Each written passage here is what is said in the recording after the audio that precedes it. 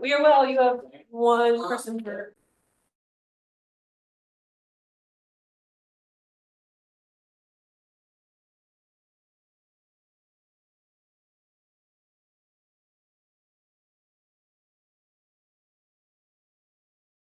Next.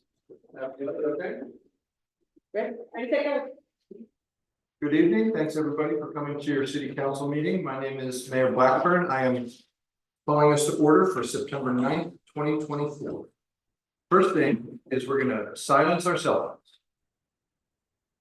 Next thing, we're gonna remember that as we gather today on the traditional lands of the indigenous peoples who have stewarded this land since time immemorial, we acknowledge, we pay respect to the original caretakers of this territory. We recognize that the Hood River area rests upon the ancestral lands of the Confederated Tribes of Warm Springs, the Confederated Tribes of the Grand Ronde, and the Confederated Tribes of the Yakama Nation. We honor the lasting contributions, wisdom, and resilience of these Native communities who have nurtured and protected this land for countless generations. We acknowledge the painful history of colonization, displacement, and forced removal that has profoundly impacted Indigenous communities. We commit to understanding and acknowledging the ongoing effects of this history and to actively supporting the sovereignty and self-determination of Indigenous peoples. Next, we have a couple of presentations, but I'm going to call the mayor's audible. There's a slight detail with our garbage rates, and so Jim dutifully sits through many meetings to get us bumped up. So we're taking this off of council consent and moving it up to now. So do we start with Jim or someone else have to go? No, if we can let Mr. Winterbottom go first, that would be fantastic. Thank you. Thanks. Thanks, Mr. Mayor. Thanks, members of council, for the time tonight. When I was here in August and presented a rate increase, a proposal of 2.65%, that was correct. What was incorrect was the data that I based the rate off of. That was a 2022 rate. My error, I caught it the next day. We're only talking pennies, but I wanted to make sure it was corrected. And the increase was not implemented September 1st because of this error on our half, but it will be October 1st as long as everyone's good with it. So I quoted a 35-gallon cart customer at $23.77, which should have been $25.52. I quoted a 63-cent increase. It should have been 68 cents. So we're talking a difference per pickup of 16 cents as opposed to the 14 cents that I quoted. And then it's the same thing on the 65-gallon cart. It was 18 cents per pickup, and it goes to 19 cents using the correct database. And on the yard and a half dumpster, it went from 87 cents a week to 93 cents a week is the increase. And I went ahead and changed the assistance program on the bottom of the new rate sheet. And I think that was the three areas that were incorrect. Questions? I would like to know, I made an error on, so you have a motion on page 51, and it is to adopt the resolution. The resolution is 2417, and it rescinds resolution 2314. If you look at the top of that, it says resolution 23-24. So it should have been 14 instead of 24. So the motion language is correct. Correct. There's just one typo on the resolution, so we'll get that fixed before it's put up. So ultimately, I would entertain a motion. I move to adopt resolution 2024-17 with the edit Abigail just mentioned, as amending Hood River Garbage's proposed rate increase of 2.65% effective October 1st, 2024. Moved by Saunders. Second. Second by Stepina. Any discussion? All in favor? Yes. Opposed? Chair votes aye, motion passes. Thanks, Jim. Thanks very much. Appreciate you getting moved up. Now, we're fortunate to have the new-ish president of the community college with us. Come on up, Dr. Lawson, if you would.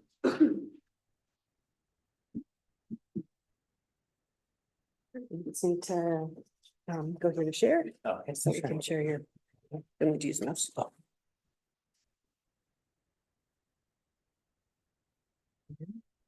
That one. Yep, either one.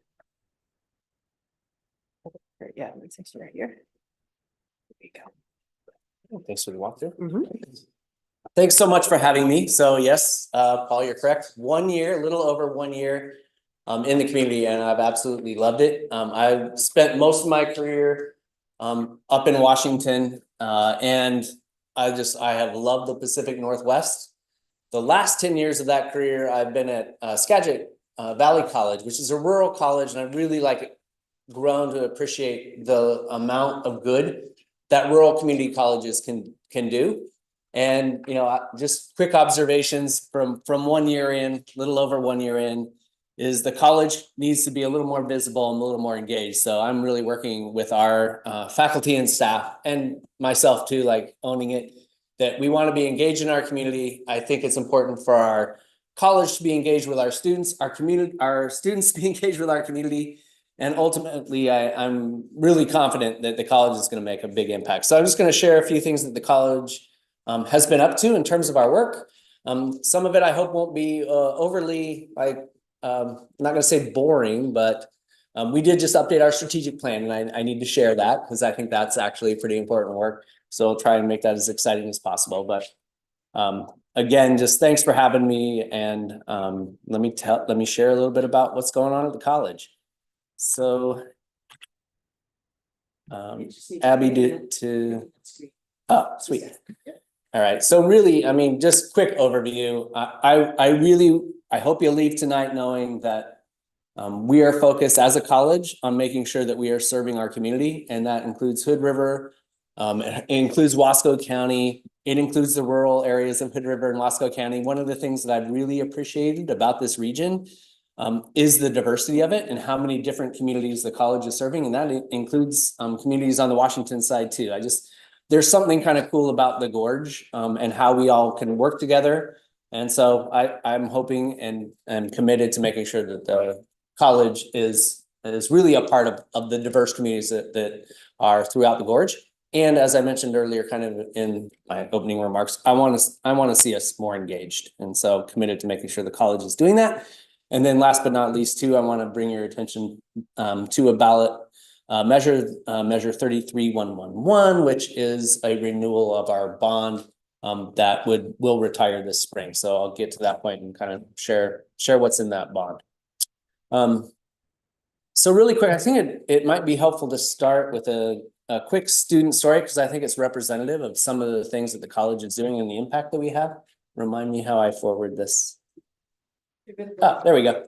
So very quickly, this is just one example of the many students that I could share with you tonight. But I got a chance to meet with her and talk to her and just was so impressed. So Salome Alford is an immigrant student. She came from Kenya. She identifies herself as neurodivergent. So she has, she processes information differently than some people. And she has really wanted to make sure that she is giving back, given all of her struggles. She wants to give back to her community, and she wants to make sure that any other neurodivergent students or students that are maybe different from the norm are supported. So she is dedicated to a career in early childhood education. She has several scholarships. She tells her story incredibly well. It's very moving, just the struggles that she has overcome as an immigrant and as a neurodivergent individual. And so, I had a chance to spend some time with her at the All Oregon Academic Team, which is like the Honor Society students from our college. And again, she shared her story and did it in such a moving way. And what was moving about it is that she wants to give back, as so many of our students do. And that's really kind of what I aspire for as well, is that our students are giving back to our community. They're either getting good jobs, but they're getting good jobs and they are being great community members and contributing to our community in ways that make us all stronger. So anyway, she received her childhood education certificate and will graduate this coming spring. So we're just really proud of her and the work that she does. But as I mentioned, she's representative of probably hundreds of our students. So just kind of wanted to showcase some, and put a face on some of the work that we do at the college. So I did mention that we updated our strategic plan. Part of that is our mission our vision, which I won't actually bother to share with you, but I will share our priorities as well as what I call our guiding principles. So our mission is really, it's focused on making sure that we are providing access to our community to higher education, and that we are empowering our students through learning. So we're measuring their learning and their success. And finally, that we are promoting and driving inclusive prosperity throughout our community. That's reflected in our priorities. So there should be pretty close alignment with the mission and these three priorities. Again, trying to run through this fairly quickly so as to keep you attentive to this to these very important words. So again, we want to ensure equitable access to education. Anybody in the Gorge, including our adult basic learners, they don't have a GED. We are here to help them get on a pathway to get their educational credential. Ultimately, I would love to see them get a higher ed credential and get onto a pathway for a good living wage, family wage job. And that is really heart and soul kind of part of what we are up to as a college, is making sure we are producing educational pathways for everybody in this community in order to get onto a career path that will pay a living wage job. We also want to make sure that our students are successful. So one of the things that many community colleges across the country, but I want to make sure CGCC is a part of this. We're focused on making sure that students that do come to us, that do pay tuition and invest their time, that they end up succeeding and completing. And maybe not to get too far into the weeds, but the completion rate for community colleges nationally, does anybody know even roughly what that is like, what that number is? I will give you a $5 bill from my own pocket for the closest decider. No, so it's about 35%. And I know we can do better. I know, where I've come from, we've done some things that'll make a difference. And I know the college here's committed to making a difference and improving our completion numbers. So that's going to be a huge part of our work. And we are we've started that work since day one, but this was an important foundation of that work. Not because I want the $5 bill, but that also tells me that some number of those 65% are not going there to get finished, or they're going to, fill in the prereqs for something else. I mean, there's a lot of functions that you guys provide, right, Tucker?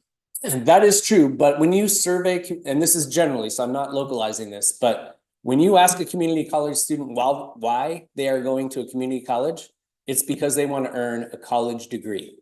80%, and only 35% are completing. Now you're right, Paula, like some of those students, and this is true for CGCC, some of those students they're going to transfer without earning their degree, but they should, in a way, they should still be counted, right? Because they may go on and complete that bachelor's without completing our associates. Good, thanks. So it does, I think we should take that, relatively speaking, that number, but it does tell me, it should tell all of you, there's still work we can do. I know, especially given the students that we serve, the more that we meet them where they're at and we support them, they're going to be more successful. And we have not, I'm just going to be frank with y'all, like community colleges and not to bash on baccalaureates, but as a sector, higher education has not done a great job of making sure that no matter who you are and what background you come from, you're going to succeed. And instead we've had this sort of cultural understanding, maybe, I don't know if that's the right word, but we've had this idea that students are free to fail. If they fail, it's because they weren't ready for college. They're not college material, whatever excuse we come up with. But what I do know is like the more we're focused on just meeting students where they're at, figuring out good strategies about how to make them successful, it'll increase those numbers. And I've been lucky enough in part of my career to see some of that transformation. So I know we're gonna do better. And then the last priority is fostering economic growth, inclusive prosperity, and a thriving community. And in some respects, that's actually what I wanted to spend more of the time talking with you about, just because I think the college has, we're a public resource. And part of, again, what I had learned about working at a community college in a rural area, it's like we have resources to share and to leverage. And if we're plugged into the community and we're connected to the community, we can make sure that where it's appropriate, like we can help move the community forward in terms of making sure that everybody is prosperous, that our communities thrive, and that we're investing in economic growth in a strategic way that's going to benefit our entire region. So I'm going to give you a couple of examples of that. Before I do, I also wanted to just quick sideline here. This is important to me in terms of building a strong college culture. So we agreed to a set of guiding principles at the college: open communication, respect, integrity, collaboration, equity, inclusion. Not going to spend a lot of time on this other than to say, like, in some ways, these are almost common sense ways that we should treat one another. But at the college, what I am committed to is making sure we're holding ourselves accountable to it as college employees. We're holding our students accountable to it, and not to overstate it. But I think if we create an environment where our students experience that kind of culture where we treat each other well, hopefully they go back out into the community and replicate that, and we all just become a stronger community. So that really is, like, this is kind of foundational for me in terms of like creating a strong college culture. All right, so now let me go on though and talk just a little bit about our community impact. So right now, this is, we're serving 900 FTE, which is above what we were serving. FTE, by the way, is full-time equivalent. That's a student comes to college, takes a full load for a full year. So we're serving close to 900 students. That's well above where we were actually pre-COVID. So we've had some pretty strong enrollment growth. Interestingly, a lot of that growth is in in dual enrollment. So high school students that are receiving college credit, a lot of that's through Hood River High, by the way. So 30% of our enrollment right now is actually in those dual credit programs that include high school students and that are earning college level credit at the same time they're earning high school credit. We are a Hispanic serving institution, which means that 25% of our degree seeking students are Hispanic, and that gives us access to a lot of federal funding. So we focus on making sure that our Hispanic students are served and we're not just there so that they can access the college, but we're going to serve them. They see themselves in the college and in our curriculum and in our spaces, everything. Like, we want to really embrace the fact that we're trying to serve our community. And then there's some economic impacts that are reflected here too, that we're generating a lot of dollars in terms of the income here, a lot of the local jobs. There was a study done last year, and we tried to model out how many of the local jobs are generated due to the college's activity, and that study said that 645 local jobs are created. That's not just obviously the college jobs, but the impact in our community. And then I found this pretty interesting too when I came, that 21% of our students are actually coming on the Washington side. So really, again, I just want to showcase a couple of things, and I know I probably need to be mindful of my time, so Thank you.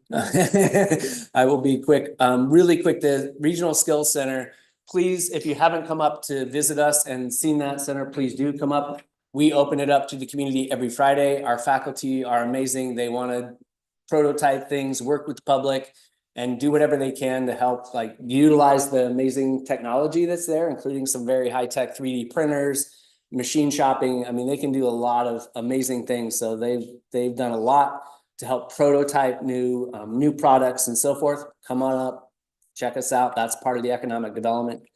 One of the other projects that they did very briefly, this is again, trying to just support the idea that we are invested as a college in promoting our inclusive prosperity in a thriving community. So those same faculty helped to design, well, actually this is the Chenoweth Elementary playground. The students at Chenoweth Elementary helped to actually design this playground. And then our students did it as well. They really kind of did the more engineering part of that design. They fabricated it, installed it, and now there's just this incredible cool structure that, our students then feel like, crap, we're not just in the lab building widgets. We are doing something that's great for our community and working with our community to design it and make it. And I don't know, this the stuff they do there is pretty phenomenal, and that's the kind of stuff that we're trying to do throughout the entire college. Okay, I'm not gonna go through the other three examples of the things that we are working on in the interest of your time, but I do want to highlight just one, and that's a new early learning center in the Dalles. So the Chenoweth Middle School, it's an older school, still has like a functioning gym in there, but it's pretty dilapidated. And what the college was able to do is to use some federal funding that we had available to us. We're helping to seed all the design work for that renovation of the Chenoweth Middle School, and we're working with the Columbia Gorge ESD as well as District 21 up in the Dalles, their school district, and we're gonna hopefully try and get another about $20 million so that we can add more childcare slots to the Gorge and high quality learning, a high quality learning center to the Gorge. So, you know, our early learning students, they need a place to practice that craft. And so this would also, you know, be helpful for the college. So obviously a little bit of longer term project, but what I'm trying to emphasize here is that we are invested. We want to do whatever we can to invest our resources to help the community invest its resources into making us a stronger community throughout the entire Gorge. So with that, maybe very quickly, the other thing I wanted to share is that we are trying to renew a bond that is going to expire this June. It will not increase anyone's tax rate. So currently that tax rate is at 27 cents per $1,000 of assessed value. And then assuming that bond passes, we will also get another $5.5 million match from the state of Oregon. So that would bring the total bond to $18 million. So the bond that will be on the rolls would be a $13 million bond, plus we get the 5.5 additional from the state. And we don't have any major like snazzy project other than like we're going through our facilities master plan and trying to keep all of our facilities up to date and investing in those facilities. We have a couple of things we want to do at the Hood River campus in particular. We need another science lab there that actually gets a pretty good usage, and because it helps to feed into some of our healthcare programs. And then we also, like, at least from my perspective, the way that building is configured, it doesn't help like make that the community space that it could and should be. So there's some changes there that we want to make. And then locked into that, there's a lot of just basic things that we need to do at both campuses, but this would happen at the Hood River campus as well. And that's to invest in like some safety and security. There's automated locks, cameras, things that nowadays, maybe unfortunately, but it's the reality that we've got to invest in those things so that our students have a secure learning environment. So, so that's kind of the overview of the bond and kind of what's happening at the college. And I have really appreciated having the time to share with you. Thanks. And happy to take any questions. Yeah. Thank you. So help me understand, how is this being outreach to our community members? The bond itself. Thanks for asking that question. So we are doing briefings. We have been doing them weekly. We'll probably dial that back a little bit, just depending on the amount of folks that show up. And we're doing our best to get the word out. So if you have any ideas for me, like to get that word out, please let me know. I'm here, as a public employee. I'm not here to tell anybody to vote or not vote in favor of it, just to provide the facts. But we do have a political action committee that has been created, and they're trying to do all the outreach to the communities in our area. So hopefully you're going to start seeing those activities in your community soon, including the yard signs and that kind of thing. Yeah. And as an elected official, I am supporting passing the bond and serving as the Hood River Vice Chair of the Bond Pass Committee. So would love to have any of you all grab the oar with me. Thank you. Yeah, I helped with the Spanish translation of the very long document on how to simplify that. Yeah. If there's any opportunity that we can help, let us know. Appreciate that. Thanks again. Great. Thank you. Yeah, appreciate the good work. Thank you. That brings us to stormwater relocation.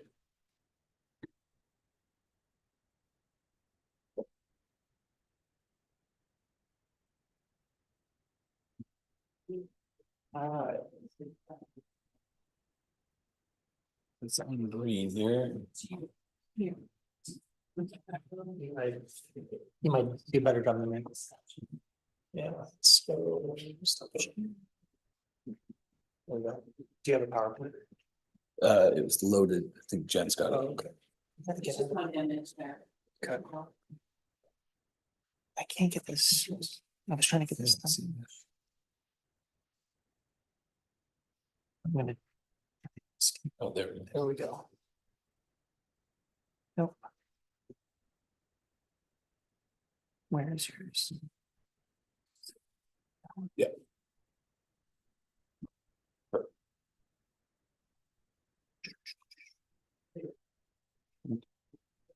Was that good enough? That's perfect.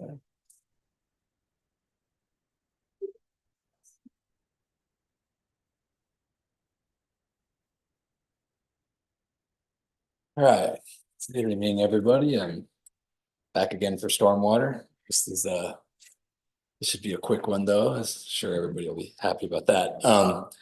So when we left the last time, we're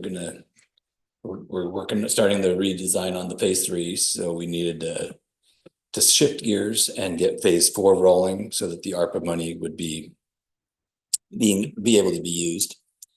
It's going really well. We expect the documents to be done either by the end of this week or the beginning of next week. There's no real difficulty in the design on this one. It's a fairly straightforward, just a rise over run, water flows downhill design. Phase 1 happened in 2020, and that was the distillers portion of the project where we relocated the line outside of that building. So we're just picking up from that line and taking it all the way to the end of Riverside to the intersection down there at Riverside and 2nd, and going to go up Anchor Way and around as well. It's going to be large pipe, the concrete pipe, most of it. Towards the end, there's going to be some HDPE pipe.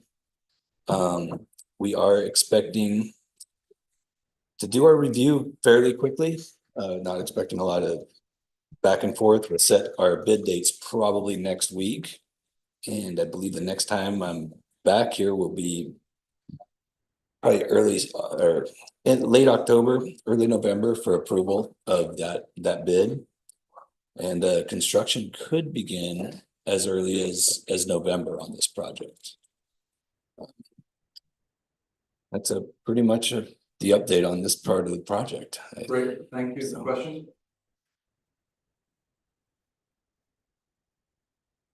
Thanks, Randy. Did anything in the design have to change given the change in phasing with the water, like downtown is still gonna go through this section for at least a temporary period of time? Does that impact any of the plans? No, it doesn't. Currently, the way this is working is it's already operating under a surge because of phase 1. And it's not really affecting anything in a negative way. What this will do is it will just relocate the pipe. The ODOT culverts that are going under 84 are still going to be the feed for this line. They're still feeding into the line, it'll all operate just fine. It's all been checked out. I don't want to get too bad. But no, nothing is changing on the other phasing. The phase 3, the section that Bell is going to be working on has to be done before what we're calling phase 5. And at some point, I'm just going to start calling it Riverside Wetland Downtown, but the phases are starting to, but, so this will go, we'll do phase 4, the Riverside portion. The treatment portion of the project will still need to be done next, and then the wetland. So, and other than that, don't have the schedules on those, but. Mark. Thanks, Randy. Just a quick couple things. We're not connecting the users to it as part of this phase, or the connection from Shepherds and Ryan is part of this phase. I can't ever remember. They are part of this phase, and we are working with them. They are going to be connected during this phase. Okay, so we're gonna straighten out any urban renewal cost sharing, if any such thing as part of. It's part of looking, this? it's looking very minimal at this point. Okay, alright, so cool, I won't muddy that. Stormwater, and then I see a pipe is going across the intersection at Second. And Riverside, and they're talking about doing a circle there, it is. We are in communications with both the port and their designer on that. There are a couple of catch basins up there that have to be picked up.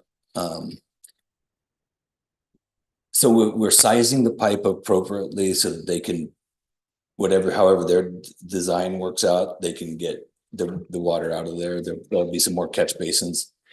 But yeah, we have to connect those catch basins It's this time. just that forever, how do we anticipate them redigging a piece of it up? Yeah, no, we're in communication with them and they're not very far. They're more conceptual design for their roundabout. So we have to take care of those catch basins.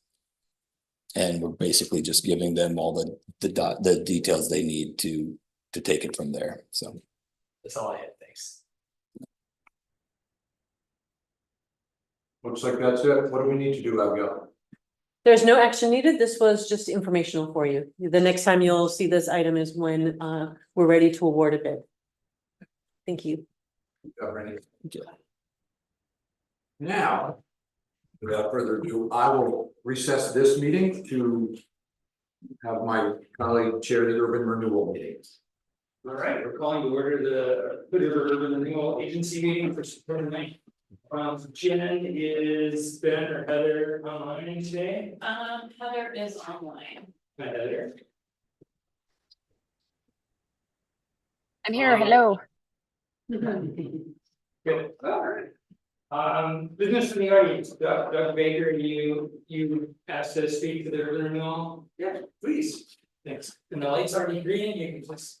Here I go. Introduce yourself and off we go. Hi, I'm Doug Baker. I'm the chair of the Big River Community Land Trust board, and want to first thank you once again for help with the land up on Tucker Road.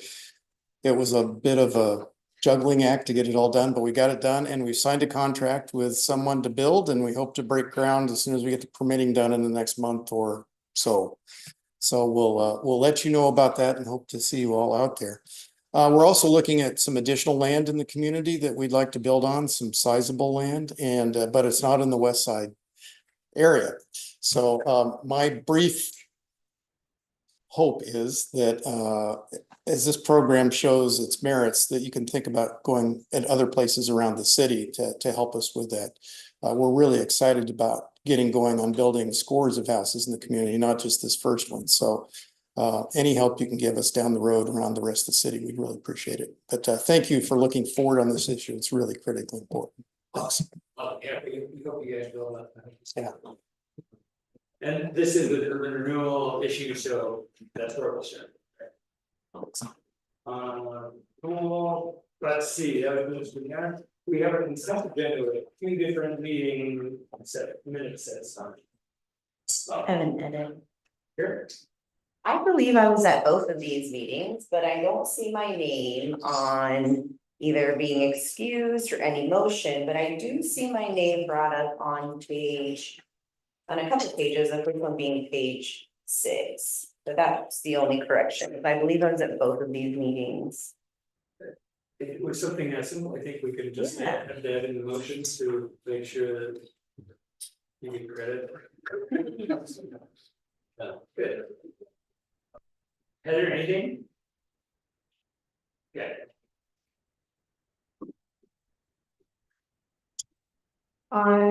We approve the consent agenda with the correction Gladys just brought up.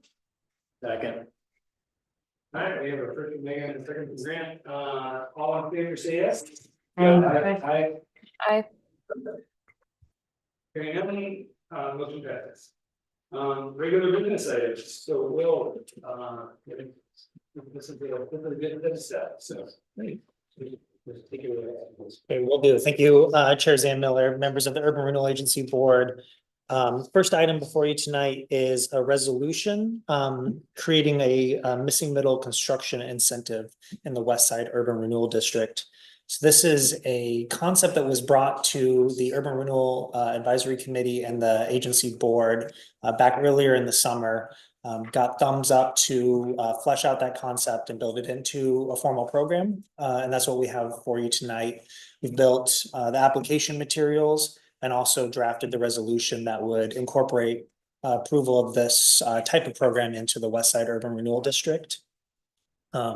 Both the application materials and resolution were brought to the advisory committee in August and unanimously supported.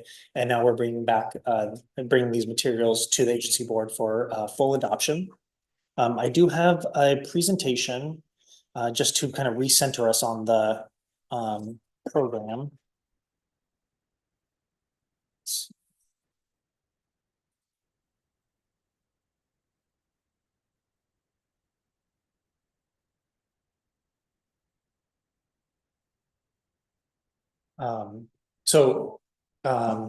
This is similar to what you've seen before, but for anyone watching or listening who it's a kind of a complex program. So I think kind of going over it one more time is time well spent.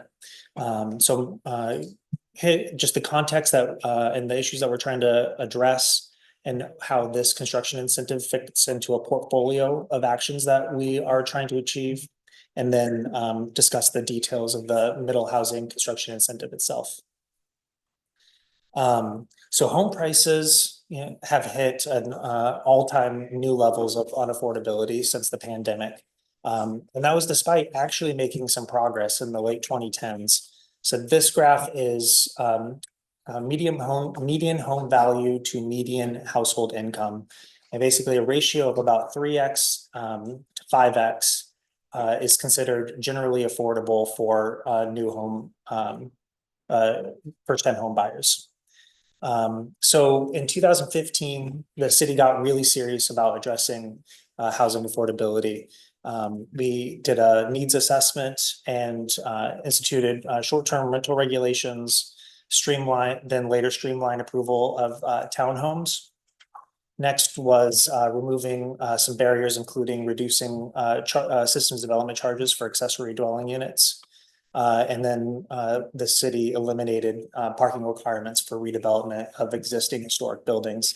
And while that made it modestly seemed to help affordability, at least we didn't continue on the trend of becoming increasingly unaffordable during that period of new initiatives.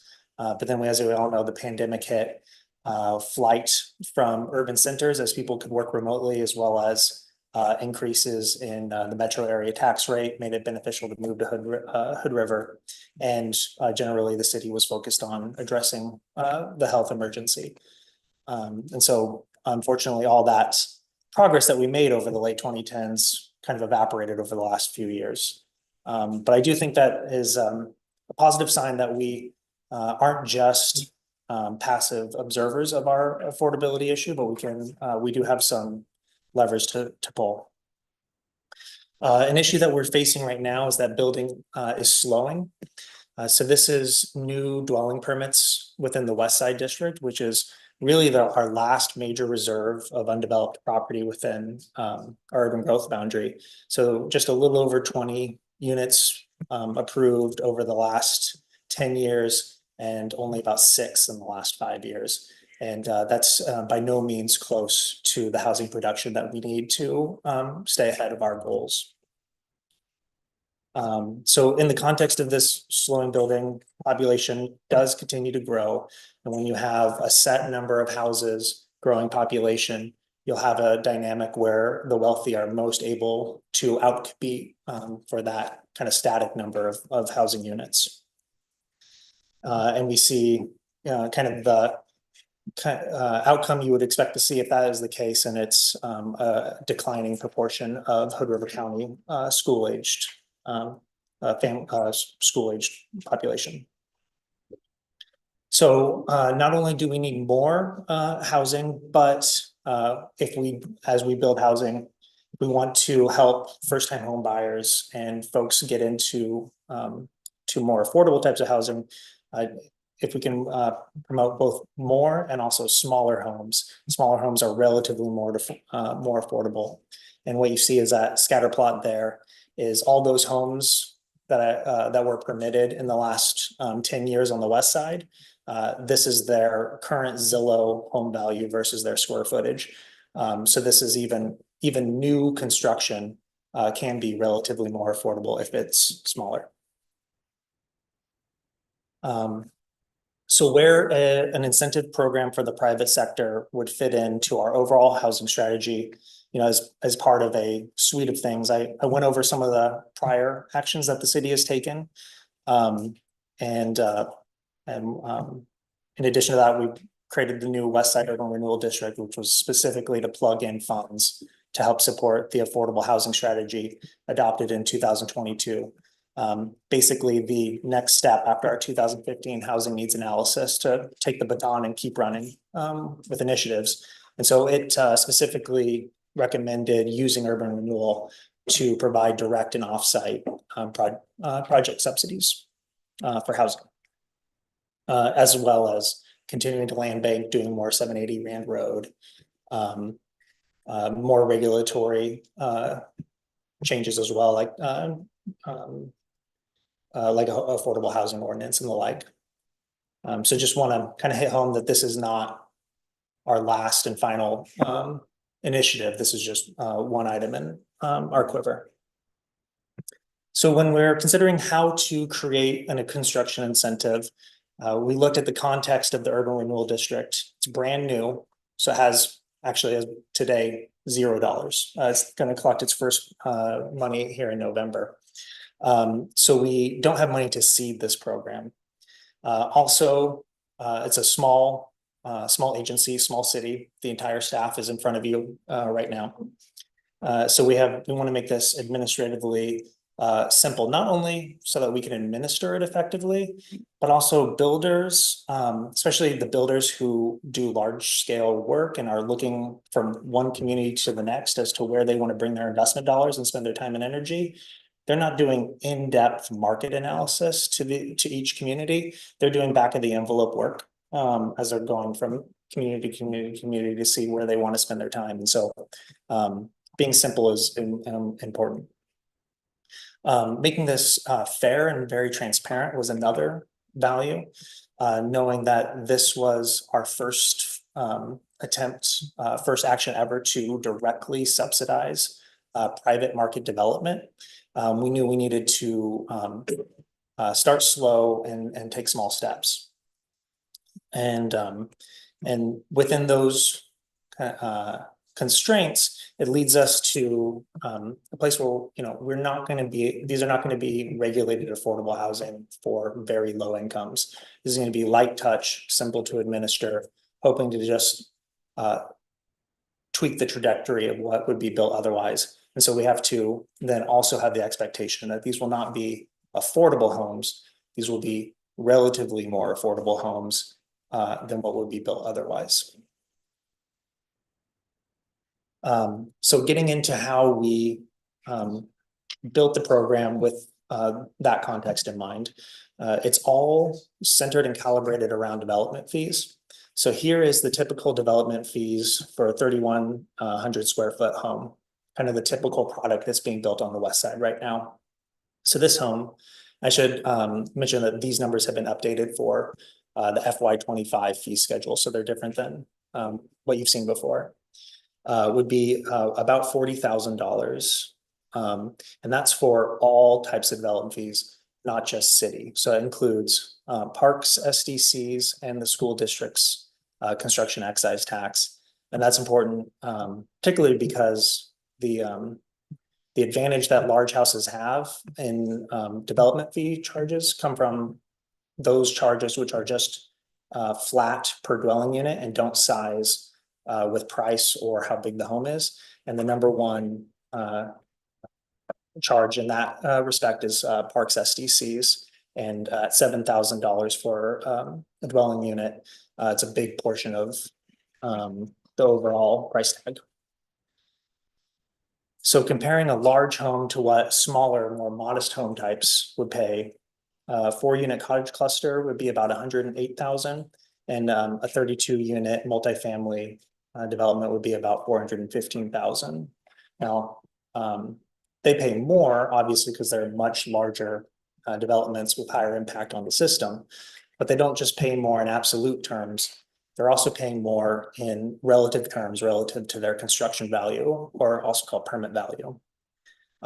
So hitting that fairness and transparency and starting small goal of this incentive, we size the incentive so that it does not subsidize per se more modest housing types. It just counteracts the disadvantage that they experience when competing with larger format homes. So if we were to rebate back development fees so that these more modest housing types pay the same percent development fee burden, that'd be about a $55,000 payment for the cottage cluster. So that's for all 4 units, or $122,000 to that multifamily development across for all 32 units. Because this is urban renewal, we're gonna the money comes from the development or from the property tax that the development generates. And so that rebate for the cottage cluster would take about 14 years of property tax to repay the initial rebate for the cottage cluster, and about 7 years for that multifamily. And I think that those are pretty much the bookends. Like this cottage cluster is, I think, the one who's going to development like this is the one that's going to benefit the most, and the multifamily is kind of on the least. So I think these are pretty much the bookends. And so just looping back to setting expectations and noting that this is part of a portfolio of proposed initiatives. We're going to continue to do highly subsidized, regulated, affordable housing, buying up land whenever we can afford to and whenever it's available to do more developments like 780 Rand Road. And the market is also out there producing homes right now that are in about the 750K plus range, which is affordable for households at about the 200% AMI level and higher. What this is going to do is hopefully initially add a rung to the income levels who have a product out there to buy. But we're under no illusion that these first products that are going to be built are still going to be very expensive. But hopefully over time, as we get more supply generally, and we get those upper income folks not basically fighting over the same limited stock, and we get more small houses into the supply, and over time aging and becoming more affordable, it should hopefully reach into those lower levels of affordability as well. At least that's the goal. So to summarize, the proposal is to equalize the cost burden for middle housing at 7% permit valuation by rebating back any development fees paid over that amount, and use as a funding source the property tax increment that those developments generate. Formula-based, and it's meant to have no subjective approvals or basically qualitative judgment. It's basically like an entitlement. And right now, just set to equalize the fee burden, not be a subsidy. However, I'd say my largest concern about the program, and what I've heard most from builders, is that at current rates, this might not be enough to really change what they build. But it does create a framework and a place to start, and we can always course correct. And instead of capping at 7%, cap at 6% or 5%, basically continue to move the dial until we start to get more of what we want, and a broader diversity of housing types being built out there. So with that, I'll answer any questions you have, and we have a suggested motion. Anyone have questions or comments for Will's presentation? Thanks, Will. that 7% figure, so this, what's the sample that was taken to arrive at that, like in terms of years, or number of houses, to figure was 7% average? But that is what, a 3,100 square foot single family home will pay today. And they all pay the same. So that's just today. That's just, Okay. yeah. Thank you. That was my question. Thanks. Anyone else? Megan and then Paul. In the staff report, it talks about, needing to find a source for the other 750,000. I assume that could take some time. How quickly would that need to be found, or what would that look like? What's the process within that? Yeah, thank you for that question. There's a lot of aspects to this, so I didn't know whether or not to get into the financing during the presentation, but very important to talk about. So I have talked to 2 private banks and a community financial institution. Both of them were interested in this program, but were not interested in financing the pilot portion of it. But I do hope that once we get a repayment history and this becomes a more established program, we'll be able to go to private sources of financing. I also have a application in to MCED's Oregon Investment Board for a request for $750,000 in financing. They're going to take, we've had multiple meetings on it already, and they're hopefully we'll make a decision on the proposal at their next board meeting in late September. I will say it's not a slam dunk. There are at least one board member who is concerned that this doesn't directly create local jobs. And so I wouldn't say we can count that 750 as having it. But I am hopeful. So I may need 750,000 or the whole 1.5 million in order to move this project forward. And so the city would be the last financing partner of last resort. The agency and city have done interfund loans before. And so that would move just as quickly as putting together a loan agreement with the finance director and bringing it to the city and to the Urban Renewal Agency board. I am trying to somewhat separate the creation of the program with the financing of the program. But certainly that's the next step after this. Just sort of talking myself through it.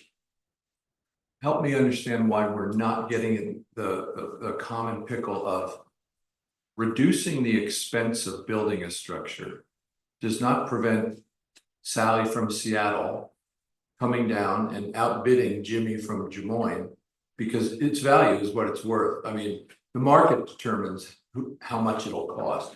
Reducing the builder's expense doesn't reduce the end price. What we're doing is we're hoping to induce the builder to choose a different type of structure to build because it's less, the 7%, there's less disincentive to build a different sized house. Am I? That's correct. Yeah, let me pull up one graph too from the presentation I think addresses this.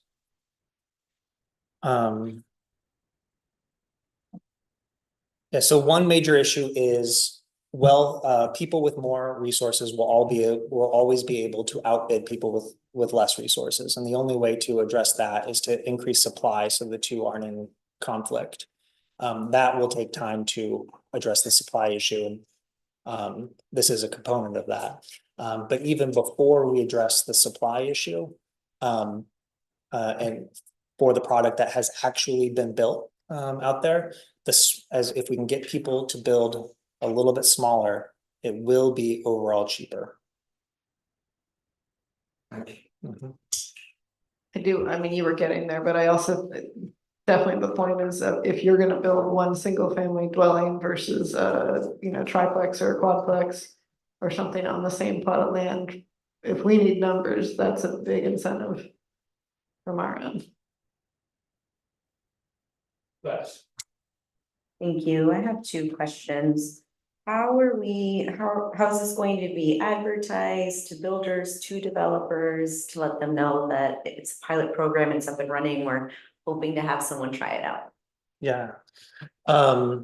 Well, getting ready for this meeting, I sent out the draft application materials to every builder who has pulled a new building permit for, I think, the last 5 years, asking them to answer a survey on it. Only one person answered the survey, but really my primary motivation was getting them to read it and look at it and think about it. So that's how I've already started. MCED is having a employer housing symposium on Wednesday. I'm gonna be there to present. I'm gonna certainly include this. Other ideas that I've had is perhaps putting out advertisements and development related like magazines and publications in the Portland metro area, and generally just every chance I get talk about this.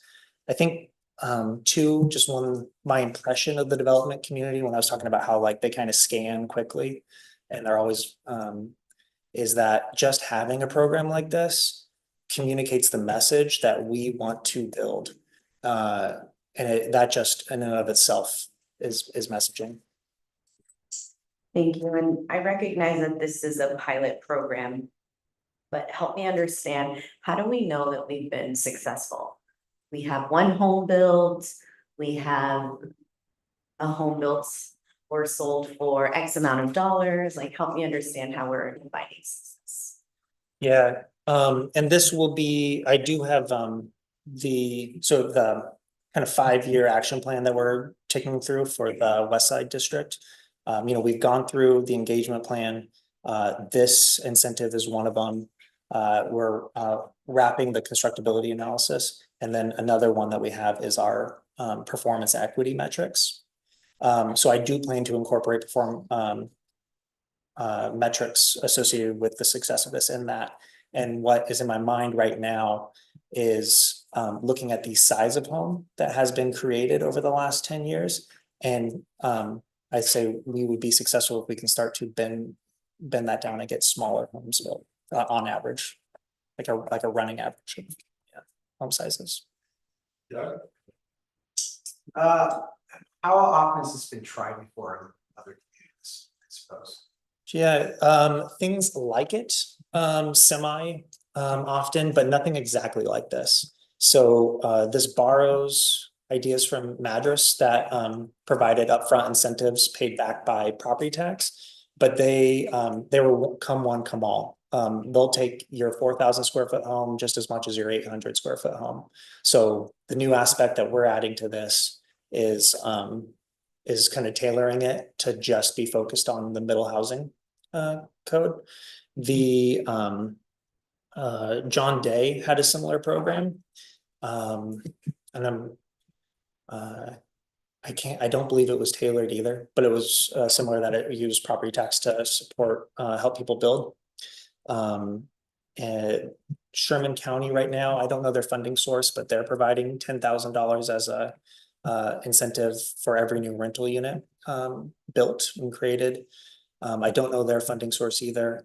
And then I'm also aware of the state of Michigan has a program where they're actually providing $80,000 per new home built, but theirs come with income restrictions. So again, with more money, you can have more requirements. But yeah, addressing middle housing is somewhat newer, but picking up a lot of steam recently. Thank you, Will. I think that's important to demonstrate for the record and everything. I think I think your expectations about, maybe this won't do everything. We'll have to make changes as well, maybe at 6%, et cetera. I think that's a good approach. Thanks. And then Heather, I forgot. In terms of those programs that you mentioned in Oregon, do you have information on when those were implemented and the results that we're seeing from those programs? If they've been implemented for a while and there's some measurable impact from those that you mentioned. Yes. John Day, all I know is that they have had it going for several years and they recently spent all their money. So they ran through their allocation and they've suspended new applications just in the last few months. So I don't know how many got built, but I know whatever they had allocated they got it out the door. In Madras, sorry, I don't have the statistics right in front of me. But it was over 100 new units created. I had that for Iraq. I'll follow up with you for that, but Madras was very successful with their program. Les? Heather, do you want to jump in now?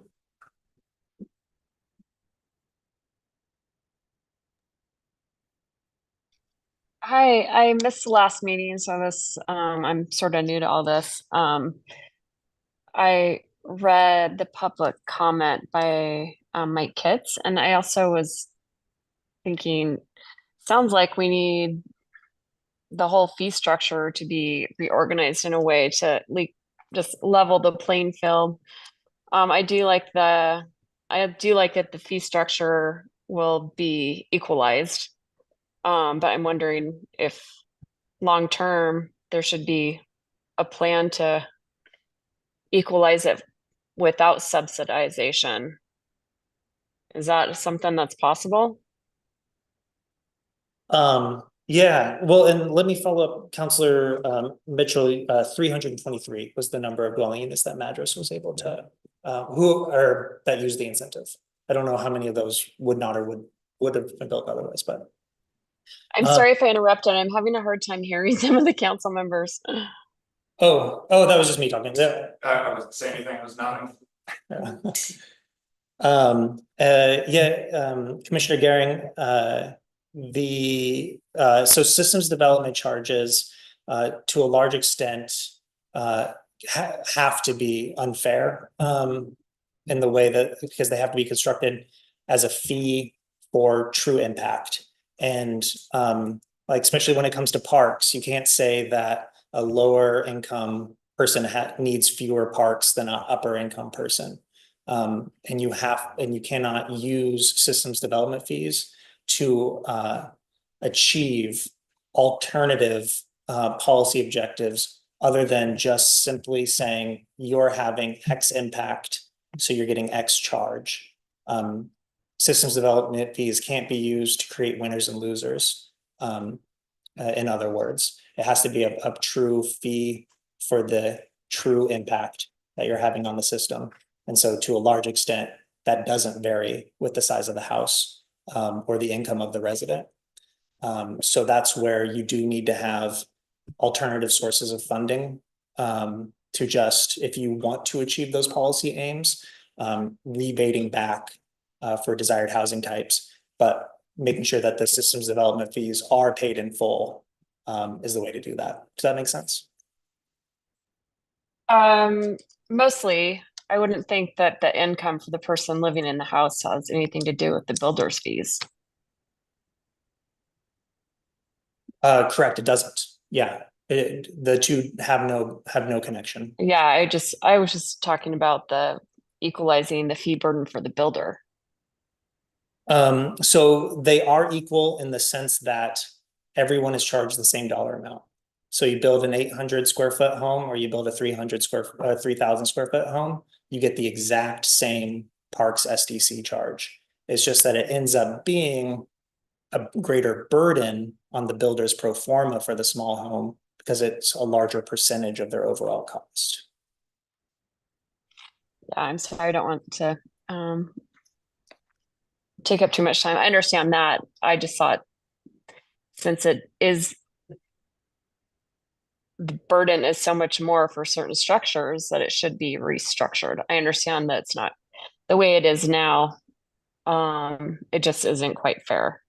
But you answered my question. Thank you.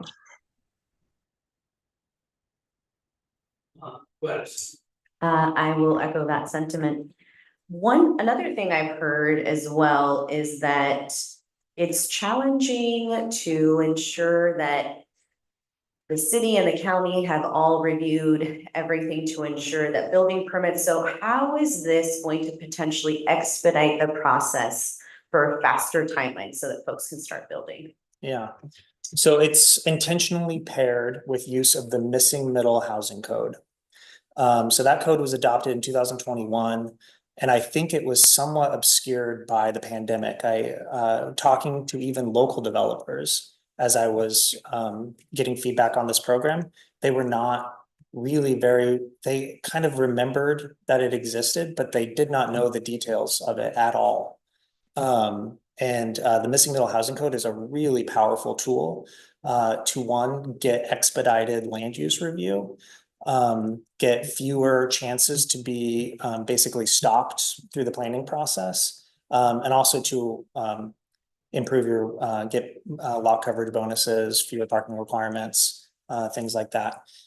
So I am hoping that this brings attention to the Missing Middle Housing Code and supercharges it. Doesn't do anything for engineering reviews.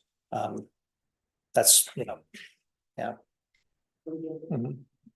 Alright, I just have a couple of things, one is, like Heather said, giving notice that Mike's letter was a good one, he was an early user of, provider of affordable housings or attainable housings. And I think that he's right that there's other pieces to the puzzle, there's the how does the building and planning process get matured, and I would suggest those are the things that we would keep getting better at, in continuous improvement. My question for you is, and if your hypothesis is that maybe this isn't quite enough bait on the hook, how are we gonna measure, what's our feedback path to know that people were interested but not enough interested? So I guess I would just encourage some thinking about how do we do that, whether it's surveys or whatnot. Mhm. And then your slide deck was great. I think that if we approve it here, I think getting it on the website and getting it out to people is a good thing to do. And then my last question is just it's process related, which is, so we have a resolution to modify the plan, but does that also authorize us to do the program? I take that as authorization once we get financing in place. Cool, so any other questions there? Oh, sorry. Just leading right into the next question. How long and what kind of financing? Some of it's mentioned here. Can you expound upon the financing that you foresee putting in place, whether we're going to talk about interfund loans or if we're playing the waiting game of waiting for the districts to be funded or that sort of thing? What are the various paths in which this could be funded in terms of a timeline? So if we say go today, when could this program get its green light? Yeah, I am targeting January 2025 for go live for taking applications in. We will know at the end of September if the Oregon Investment Board approves us. If they do, I will need to bring a resolution back to the city authorizing us that they do want to have the full faith and credit of the city behind that borrowing. So that action would then come to you in October or November. If they reject our application in September, then I'll still be coming to you at roughly the same timeline with an intergovernmental agreement for a loan for you to consider. Yeah, and then following up, of course, hear a bunch of feedback that things aren't being built right now because it's too expensive. That is something that is not necessarily in our control, that's controlled by the Federal Reserve. So if you wish to have less expensive money, right, Powell had care of the Federal Reserve to reduce the rates. So I would caution my fellow counselors to take heed to control the things that are within our control and not necessarily try to tackle things that are not outside of our control. So, thanks. I think so. You're thinking beginning of the 25, we turned it on, and then this time next year we would revisit to see if you need to speed a little bit. So that's like six basis point reductions. So I think that you're right. We need to go slow and not juice it. unnecessarily, but I don't think that's our wanting. So, there is a motion on some page in here. I move the Urban Renewal Agency Board adopt resolution 2024-URA-06, adding a missing middle construction incentive to the West Side Urban Renewal Plan by minor amendment. Second. Director Grant, second by Lettuce, all in favor, say yeah. Aye. Opposed, motion passed. Thank you, Will, and on to bylaws. Thank you. This is another resolution for your consideration. This is updating the agency's bylaws, which were last updated in 2012. It's part of our work plan it was part of the agency's work plan to update governing board membership, which we did through ordinance. Next down on work plan is bylaws, which we're now looking at today. And then once we have reviewed and updated our bylaws, we'll discuss advisory committee and consider whether or not we want to have any changes to that committee's makeup. So this was last discussed about 3 months ago, I think, with the Urban Renewal Agency Board, and has been pushed back multiple times, but basically all the feedback that we went through bullet point by bullet point in, I think it was a May meeting, has been incorporated into the resolution bylaws as an attachment. And then I have also included the track changes version of the old bylaws and the new bylaws, so you can see exactly how they changed. Basically, we're going to move the board officer term from July to January to align with the city council. Membership and terms will be deleted from the bylaws because they're already established in municipal code. Quorum requirements are aligned with that of city council. Just striking that resolutions need to be in writing. Robert rules are set as a guideline and not a requirement. Removing some of the older provisions about providing a listing of expenditures. We're also removing basically just saying that an advisory committee exists, but removing all of the detail around the advisory committee so we can address that in a separate resolution as our next step in this process. As a requirement that the agency will pay overhead and administrative expenditures on the same basis as operating departments of the city. And then just provides explicit authorization to piggyback on city on the same terms and conditions as city contracts. If the agency has budget to do so and aligns with budget plan goals. So answer any questions you have, or there's also a suggested motion for you. I just want to make sure, didn't miss something here in the under the background, it says ordinance 2082, and then in the body of the actual resolution, it mentions ordinance 2080. I just wanted to make sure it wasn't a typo, or is there just a different ordinance in there that's being referenced or something? I used to prove me to the head of reviews. When you keep making it good, that's what I'm saying. Quick read and. Dan, is it accept? I can research right now which one it actually is. It is acceptable that we want to reference the ordinance that made the. Yes, so long as any motion to approve. Yes, so long as any motion to approve makes that note, gives you the ability to change that in the final form of this thing. Okay. Page 75, that is a motion with a suggested. I move to adopt resolution 2024-URA-7 pending noted adjustment. Amending bylaws of the Hood River Urban Renewal Agency.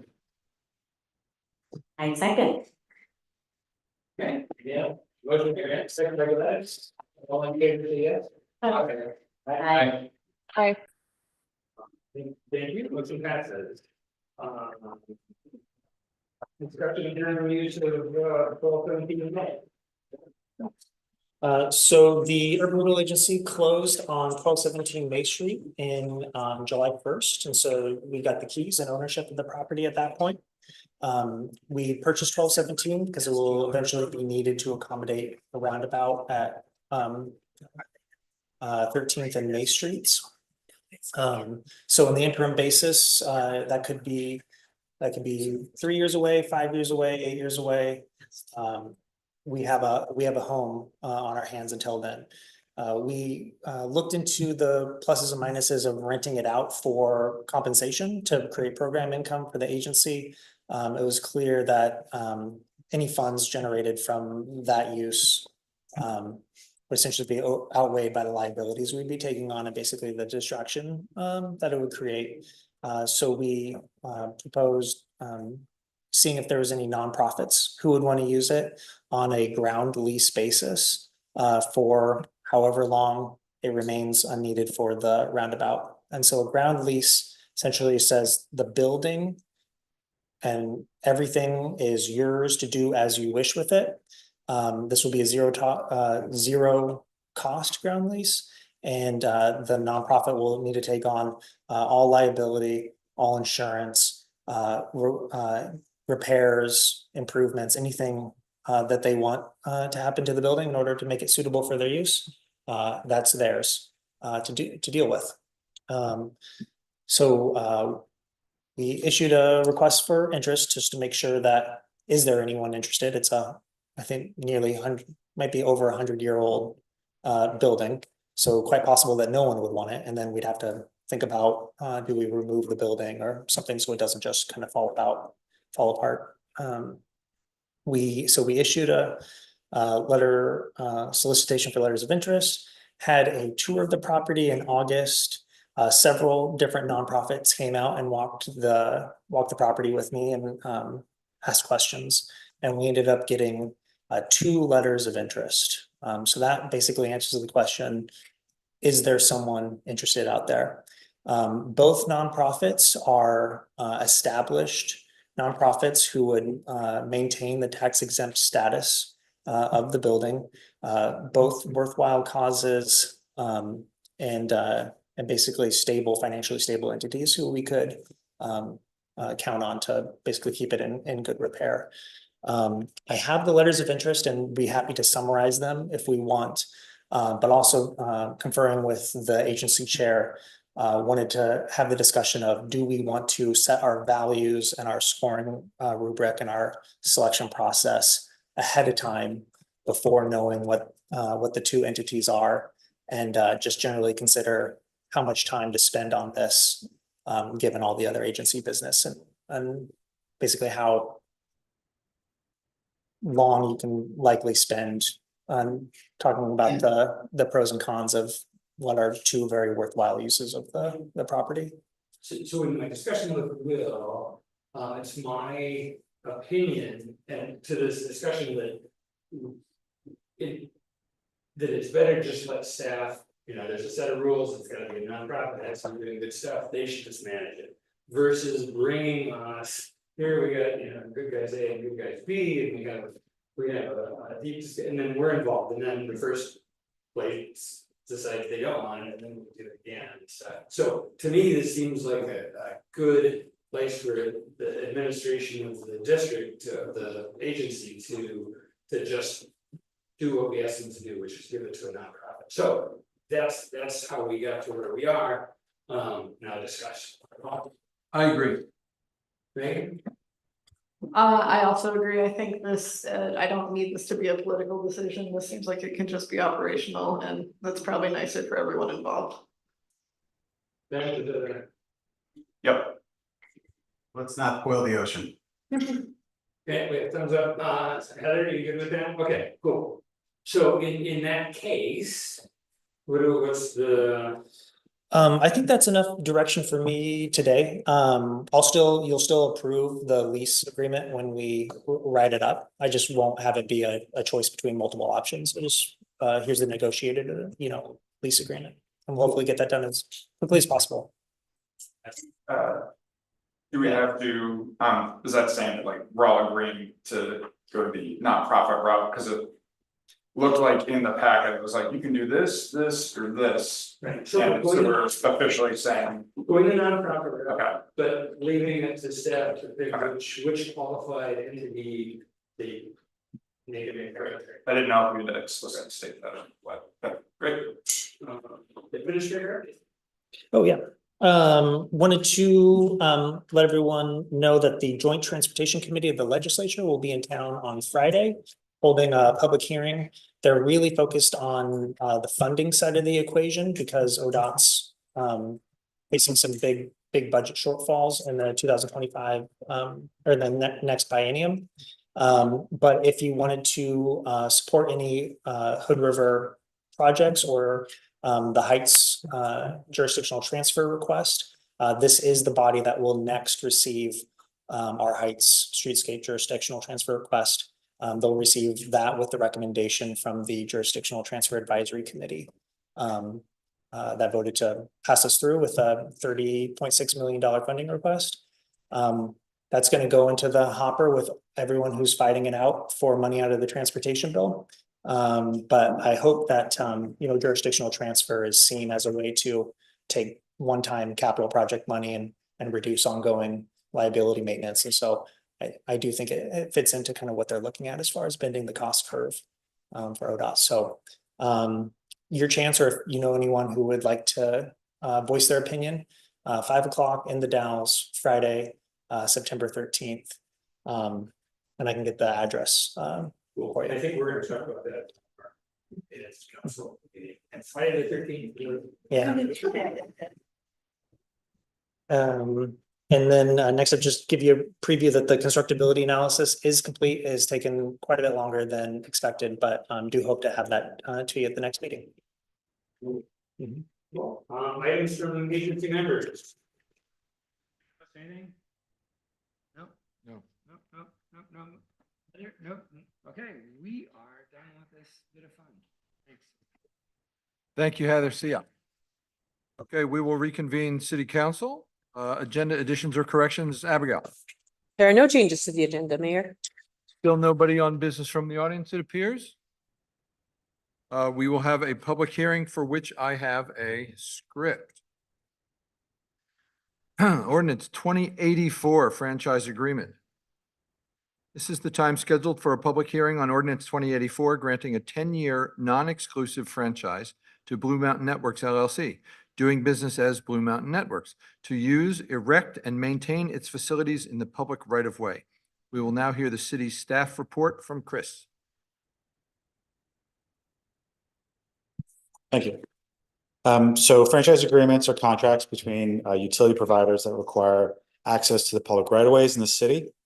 These agreements are necessary for the efficient use of the right-of-way, effective coordination between right-of-way users, and for reimbursement for associated city expenses. Franchise agreements typically address permitting procedures, notice requirements before digging, insurance requirements, the length of the franchise agreement, and the fees. Example of city franchise agreements include Hood River Garbage, who's here today, Northwest Natural Gas, Pacific Corp, among others. Blue Mountain Networks is a telecommunications provider that maintains infrastructure within the public right-of-way, supporting telecommunication services, including internet and related telecommunication services to the citizens of Hood River and other surrounding areas. Blue Mountain Networks is a successor in interest to an agreement with Access Communications and has operated a telecommunication system on, under, and over the public right-of-ways in the city of Hood River for many years. Blue Mountain Networks hopes to continue to serve the community under the terms of this updated franchise agreement presented to you. Key provisions of the agreement include adherence to all city ordinances, engineering standards, and general permitting process, an annual franchise fee of 5% of gross revenues, a 10-year initial term, the ability for the city to relocate or remove at no cost to the city if needed for public convenience, and then insurance and indemnification language protecting the city from liability. In addition to the terms of the franchise agreement, Blue Mountain Network agrees to the payment of past due franchise fees in the amount of approximately $48,000, subject to the schedule outlined in Exhibit 1 of the franchise agreement. It should be noted that Blue Mountain is currently in adherence to the schedule, despite the fact that there is no agreement withstanding. Based on their past performance, the agreement that has been negotiated, it is a staff recommendation that you hold a public hearing and provide the first reading of ordinance 2084.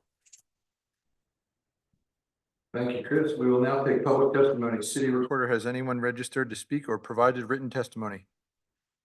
The public hearing is now closed. City Council will now deliberate, including questions of Chris. Sir. Thank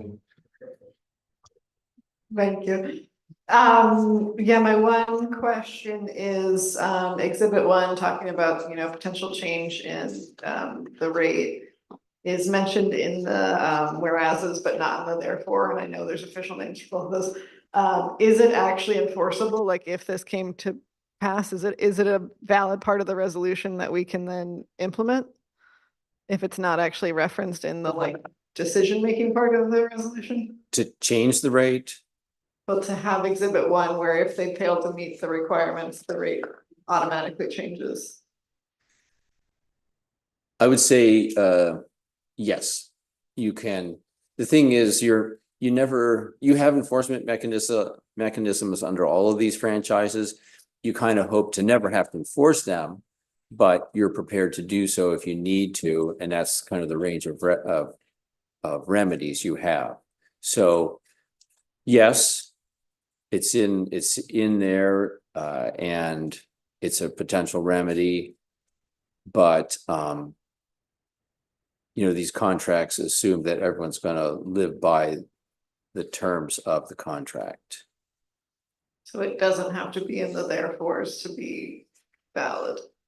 Right, the recitals at the beginning are not the binding part of the. Right, so it's only in the non-binding. There part, should be. Unless I missed it, which is possible.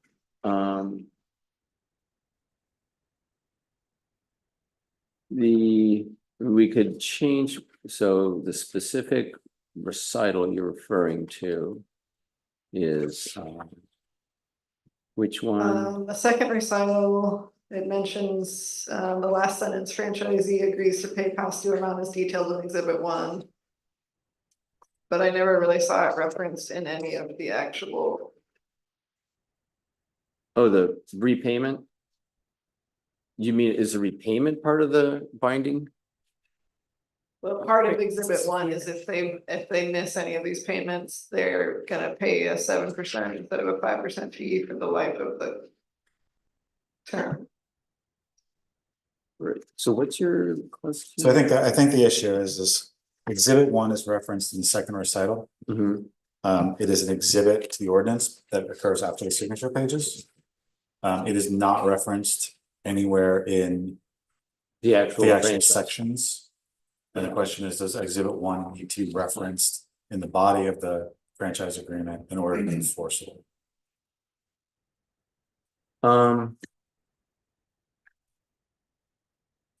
They have agreed to repay some of the mechanics that they have gone through in their agreement to pay the past due amounts.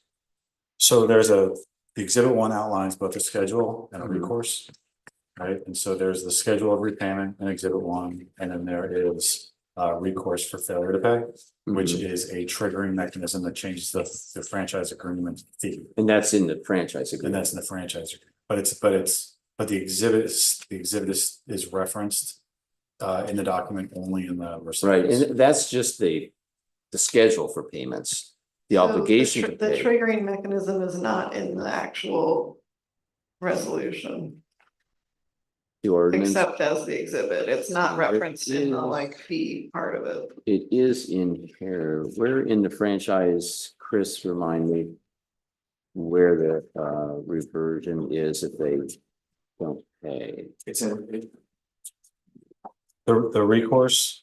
The recourse is in exhibit 1. It's the last paragraph in exhibit 1. So there's no reference to the changing of the fee. So exhibit 1 references section 13 of the agreement. Section 13 of the agreement does not reference exhibit 1. Let's see, section 13.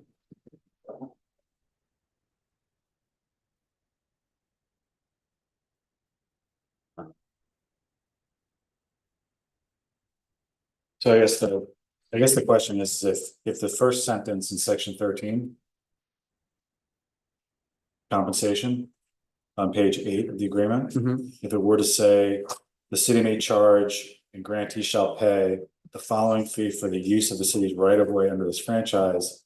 As may be amended. By exhibit 1. Right, is that the language that's missing? I mean, I want it enforceable, I'm relying on our lawyer to do it. I mean, you can, to make it enforceable. Make the reference in the introductory paragraph of section 13. The payment of past due amounts as provided in exhibit 1. I mean, yes, I want repayment for the past due, but my main thing I want enforceable is if they trigger a change in the fee. And the Because that's triggers, then for the next the- 10+ years. the trigger is in here, the penalty. So the penalty is in this exhibit 1. So a reference to exhibit 1 in section 13 would be sufficient. That franchisee shall pay past due amounts as provided, or in accordance with exhibit 1 attached here too. Put that in the introductory paragraph to section 13, and that would bring it in to part of the binding contract to the extent they might stop paying tomorrow. Does that make sense? Right, with that phrasing. Is that enough of exhibit 1 to say you can change the fee amount? Because exhibit 1 provides for it Okay. in accordance with exhibit 1, which is incorporated herein. So if you're inclined to pass a motion to approve, I would say with the modification that exhibit 1 be incorporated by reference in section 13 and become a binding part of section 13, repayment in accordance with exhibit 1. Repayment of past due amounts. Someone can make the motion. Exhibit 1 be incorporated in section 13. Franchisee shall pay the city past due amounts in accordance with exhibit 1, which is incorporated herein by this reference.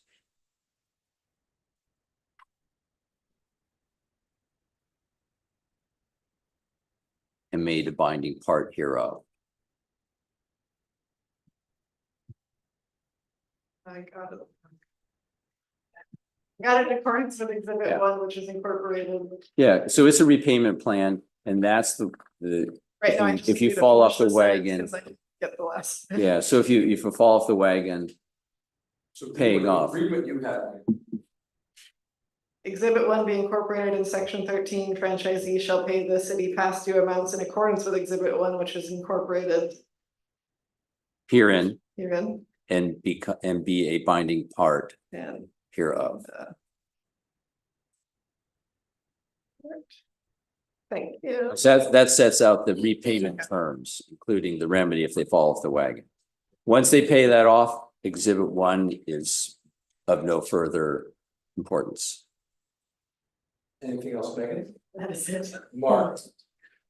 Chris, I just wanna check that this agreement is in line with all the other communication companies that are currently under franchise agreement or will be in the future, that it's a level and transparent.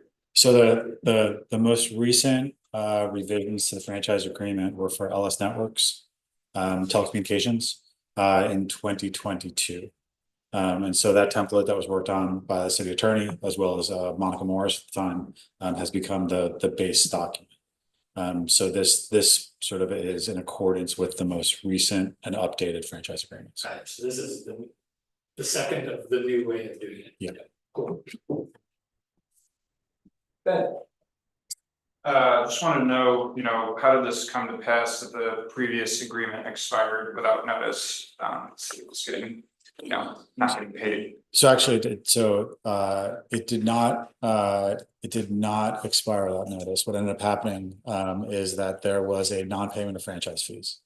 And so because of the non-payment of franchise fees, the city noticed Blue Mountain Networks that they were in default of the agreement. And so the notice of default was followed by the termination.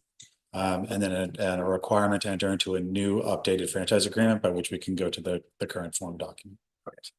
And my other question is that $48,000 back fees, is that just the fees themselves? Or are there like any penalties baked into that or?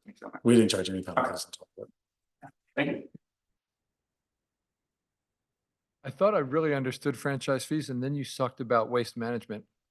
They just drive trucks. Like, does a bike touring company pay? Obviously not. How do we determine that? I think it's use of the right of ways, right? So, and I'm gonna defer to you on this, but I'm assuming that for garbage companies, because the garbage cans are left in the right of ways, that sort of is use of the right of way. The cans, not the trucks. Got it. Yeah. Cool, thanks. Anything else on this topic? Let's see. Council has now deliberated. Does council have to? Yes, there's a motion. Somebody? I got the language, so, I move to provide reading of ordinance 2084, with the amendment discussed tonight, for exhibit 1 to be incorporated in section 13 with the specific language from Dan. Franchisees shall pay the city past due amounts in accordance with exhibit 1, which is incorporated herein and will be a binding part hereof. So reading that by title only during the regular city council meeting. Moved by Saunders. Second. Second by Paulson. Are we happy with this motion? Does this motion accomplish what we clearly want? All right, Dan is nodding, let the record say. Further discussion? Thank you, Counselor Saunders. Amen.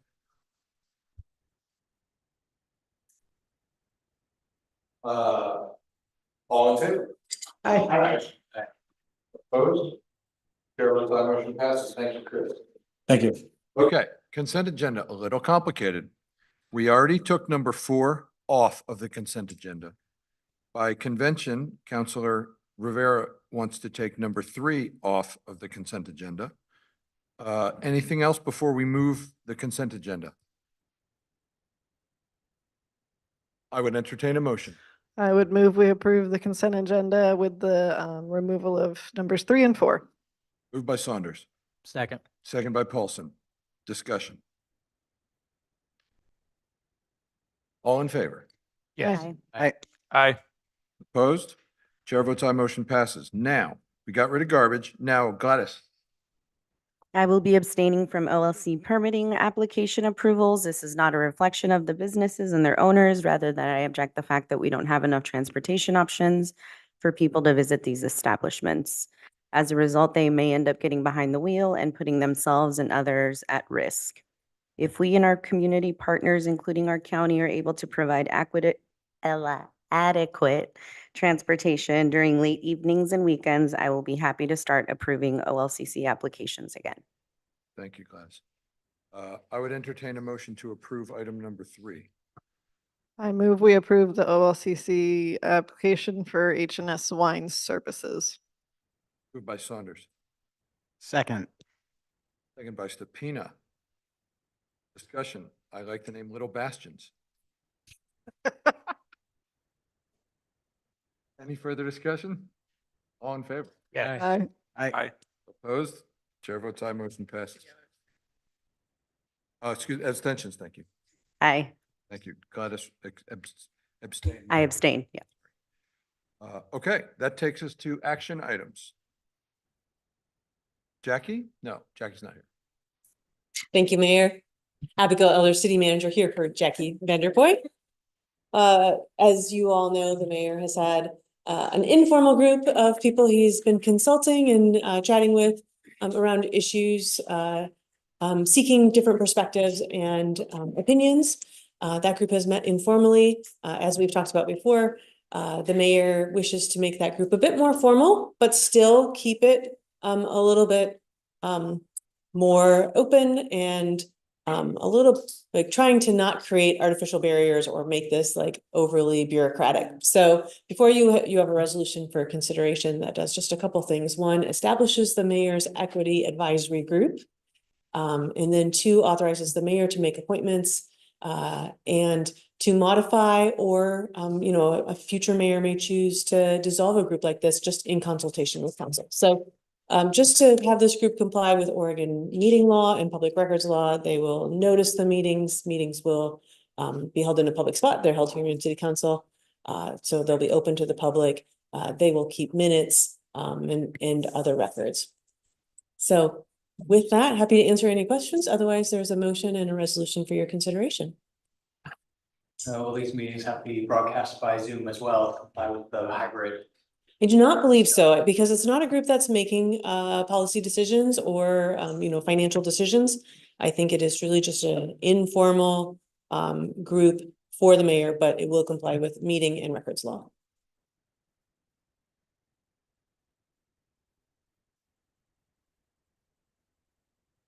I move to adopt resolution 2024-18, a resolution authorizing the formation of a mayor's equity advisory group.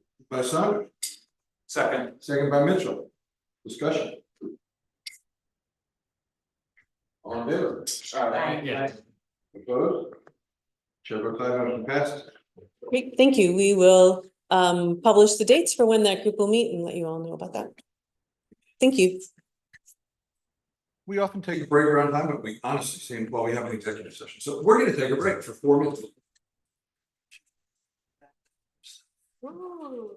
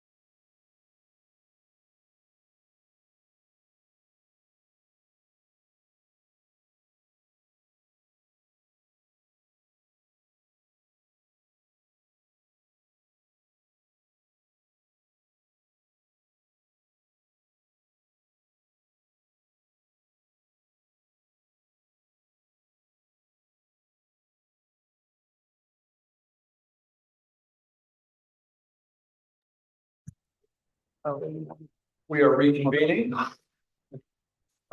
City recorder, we have a couple of readings, ordinance readings, please. Your Honor, I'd like to entertain a motion for the first reading of ordinance 2084 by title only. I move we read ordinance 2084 Blue Mountain franchise with tonight's amendments for the first time by title only. Moved by Saunders, Second. second by Paulson. I will just say that we have all of us here. Do we want to do both? We can do first and second by title only when we have 7, I believe. Yes. It's separate and different than an emergency clause, so as I recall, it takes a majority of those present. That's right. Or is it 5? I think we would all 7 have to say yes. Yeah, I think it's unanimous or more than just a normal 4. Yes. But if you can go unanimous, go unanimous. And that for sure allows the second reading in one meeting. Good. So I'm going to exert a little bit of executive privilege and say, Megan, would you choose to add first and second reading to your motion? I'm willing to amend my motion. Grant, you okay? That's not how you're supposed to do it, but that's how we just did it. So roll call, please, Jen. Counselor Zandmiller, Yes. Counselor Saunders, Yes. Counselor Rivera, Yeah. Counselor Mitchell, Yes. Counselor Polson, Yes. Counselor Spina, Yes. Your Honor. Aye. Ordinance 2084, an ordinance granting Blue Mountain Networks LLC a 10-year non-exclusive franchise to use, erect, and maintain its facilities in the city's public right-of-way. Franchise agreement, Blue Mountain Networks LLC. Ordinance 2084 has passed its first and second reading by title only and will become law in 30 days. Next, Jenny. Your Honor, would you like to, I would entertain a motion for first and possibly second reading of ordinance 2085 by title only. Thank you. So moved. Moved by Stepina. Second. Second by Zane Miller. To be clear, this is for first and second reading. This is the TSB Heights. okay. Counselor Polson, Yes. Counselor Rivera, Yes. Counselor Stupina, Yes. Counselor Saunders, Yes. Counselor Mitchell, Yes. Counselor Zandmiller, Yes. Your Honor. Aye. Ordinance 2085, an ordinance adopting amendments to the Transportation System Plan TSP to include the amendments recommended in the Heights Streetscape Plan. Ordinance 2085 has had its first and second readings by title only and will become law in 30 days. City manager comments. Thank you, Mayor. I have no updates or comments for you tonight. That's the spirit of committee. Colson. I don't have anything specifically from the committee, the Region 1 Act. Related to it, get to this now as opposed to later. I'll be at the transportation roundtable thing in the Dalles on Friday. And so you guys were all sent a list of questions from Will. And I would appreciate feedback, ideas, thoughts. Otherwise, I'm just going to go and I'm going to talk. So if there is something we would all like to discuss and agree and get on the same page on, a message you would wish me to carry, I'd appreciate us all discussing it and then agreeing, having a consensus around that message. Thank you, Grant. Appreciate you being the carrier of the message. Does anybody have a moment to kick off that discussion? Megan? No. I thought all the things on the list were fine. What I'm worried about is if you read the room and it's like, we just want to hear one. If that happens, I think the intergovernmental agreement and $30 million outweighs the elevated sidewalk by 30 to 1. So I think that you might have to pivot on the go and go, you know, from top down. So I trust that you have the ability to do that quite readily. Great. Do we all concur with that? How do folks feel about that plan? Yep, thumbs up. Thanks for providing feedback. Gladys. MCAC has not met, had my first Energy Council meeting. I was only able to attend the first hour. The group was discussing how to engage community members to want to be a part of the Energy Council. And one of the ideas suggested was around compensation. If we value folks' time to give us input and feedback, then we should be compensating them. So that was something that the committee was going to explore those options. And Regional Solutions will have its first meeting this Thursday. So I'll have an update for our next meeting. Bring those bases for us. Counselor, Mark?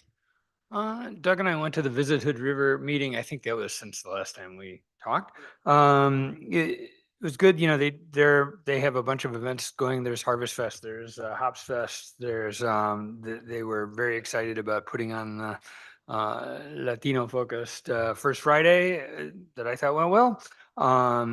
The other presentation, and you guys might want to, you know, find, I think we can get the report. There's this tool called Datify, I think that's what it's called.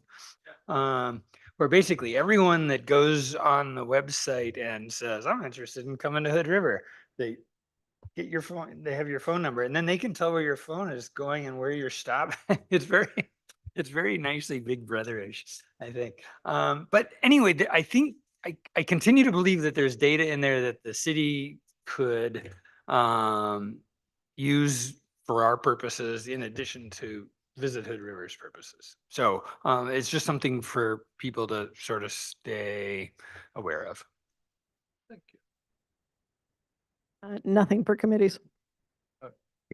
I think Mark did a good job summarizing last meeting for Visit Hood River. The other thing that I had done since then is Kevin Liberty and I met with Columbia Housing Authority, OHDC, Nextdoor, CDP, to continue the discussion about what to name 780 Rand Road. So yeah, as I explained last time, sort of getting down to like the first name, what's the first name look like, you know, and then the second name, like a ridge or a court or, you know, that sort of thing. And the list is being narrowed down. And I feel, you know, Kevin and I expressed that we thought that everybody was providing really valuable feedback.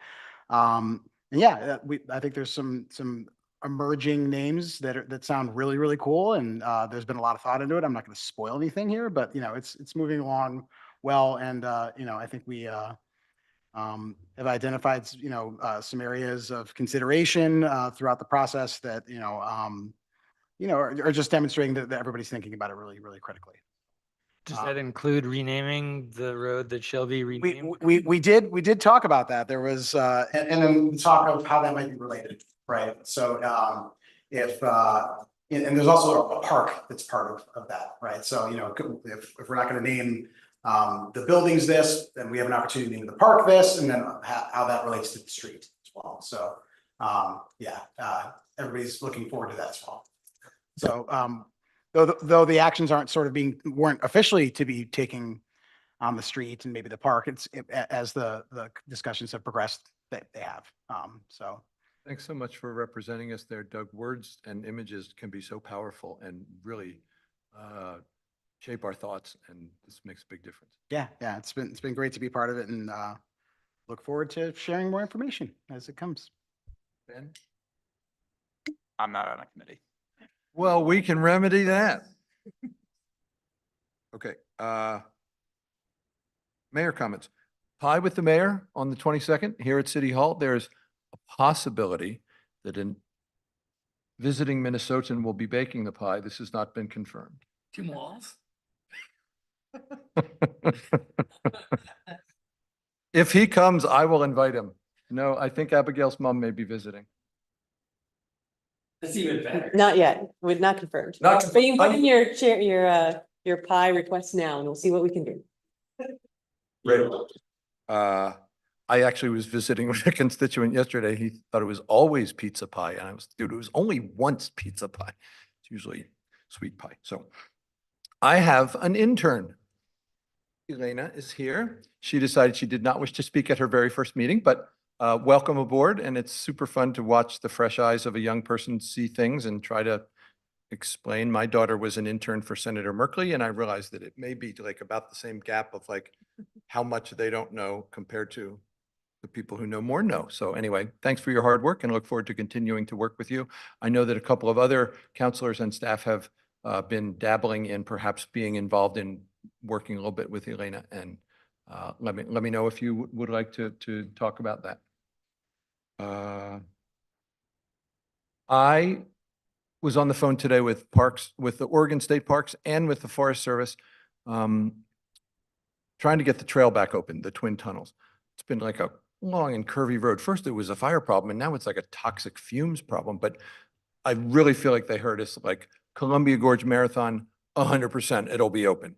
CASA's having a fundraiser on October 5th, hopefully. But I'd started to hear from my biker buddies like, hey, we can't bike to the Dalles. And so there's, of course, safety is paramount, but recreation is also important. So that's a big community resource that's been missing for a long time, and it's not trivial to advocate for that. Council comments, Ben.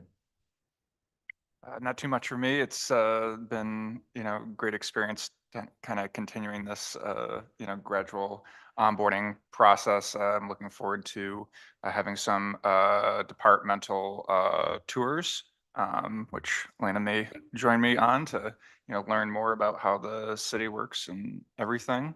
The people who have met, really struck by how just kind of passionate and committed that people are who work for this city, and really have been helpful in these kind of, still early days for me on council. So it's been a really good experience. And I think I reiterated this, or I mentioned this last meeting, I think, but I'll reiterate it. I've really been enjoying, the experience being on council and learning about, different things about the city, and having a more diverse packet in terms of stuff that you get to learn about and make decisions on. So I've been really enjoying my time here thus far.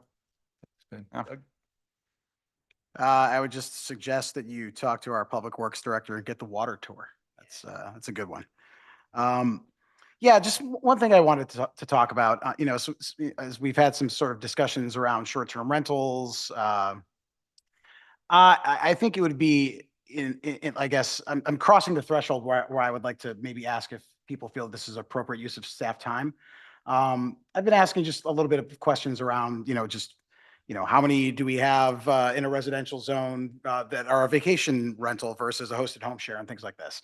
I'm also curious about, how many days people are renting. And the reason I'm asking questions around this is related to potential impact should, we have to make any changes based on what's been discussed so far out there. So kind of want to get ahead of that and understand any potential impact to the community members that are sort of following the rules and all that kind of stuff as it's stated today.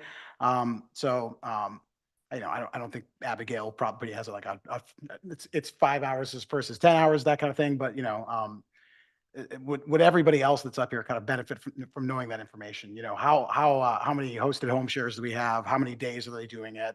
How many do we have, in terms of the residential zones versus the commercial zones? How many days are they operating? So that we get an understanding if we did have to make a change, what the impact would be. And, we know things like, people can do up to 90 days per year and, but we're not really sure, how much, TLTs maybe attribute to that, those sorts of things. Just a comprehensive overview of, sort of an impact analysis, should we have to make any changes to short-term rental regulation. And I'm fine that, in the wake of, litigation. So, and I'm fine with saying that this is for a later day, but I'm also conscious that I'd like to sort of understand if there are any impacts, what those might be in a more clear picture. So How do folks feel about that? Can we get kind of a thumb vote? Like folks, yeah, let's I'm kind of a like mind with Doug, and we could have staff invest a little time in that, or no, lay off.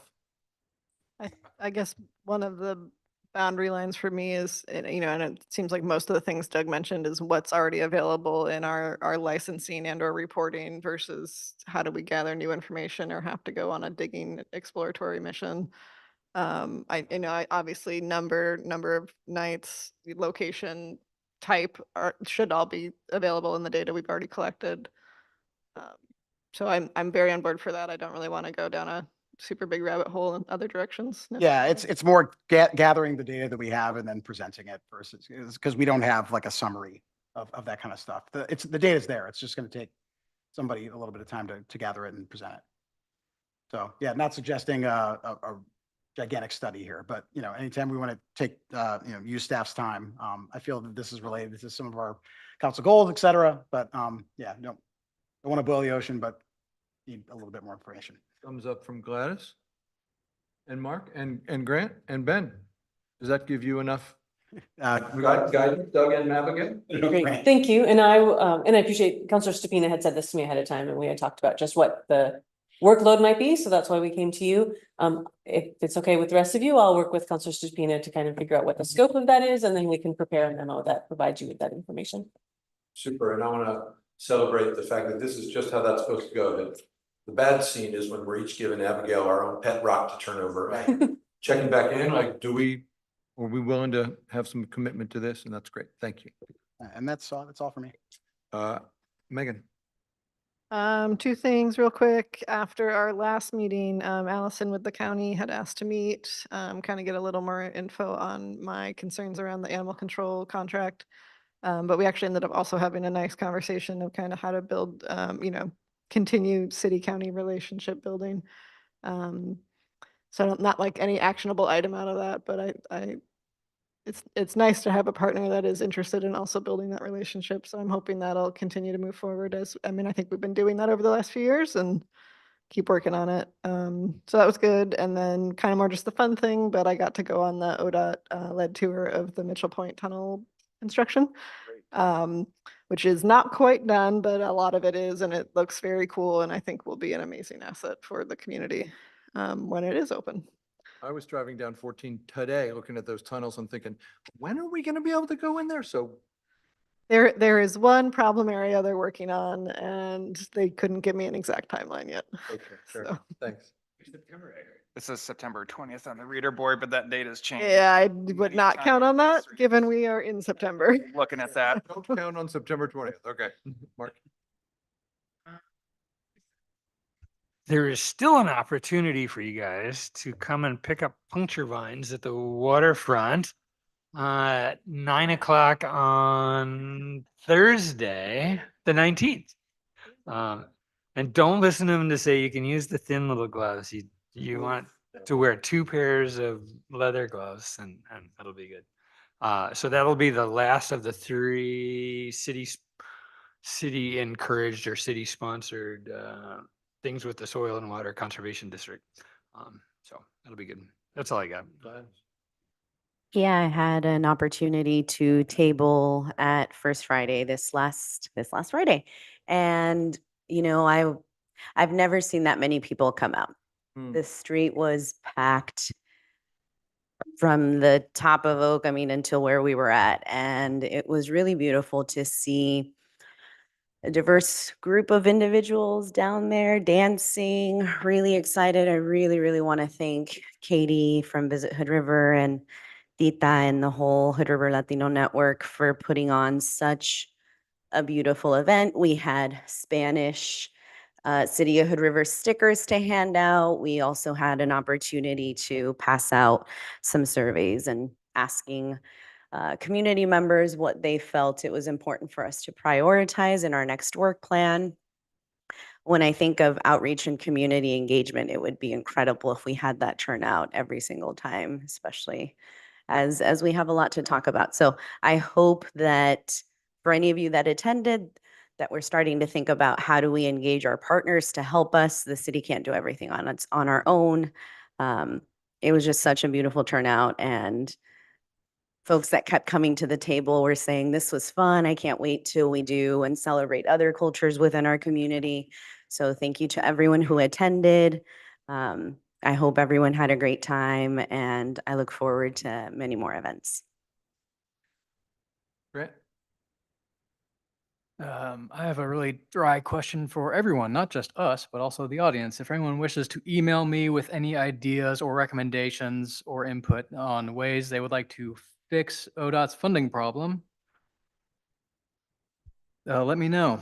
That way I can maybe help. I've spent a lot of time in Salem and elsewhere, and that's the question that comes up most often is, hey, how do we fix ODOT's funding problem, given the transportation package and everything else legislatively that's coming up next year?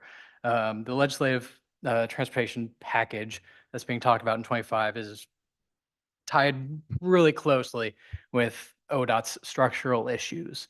And so as far as I can tell, those two are almost, not quite, but so interrelated with each other that solving one or helping solve one might help unlock the other.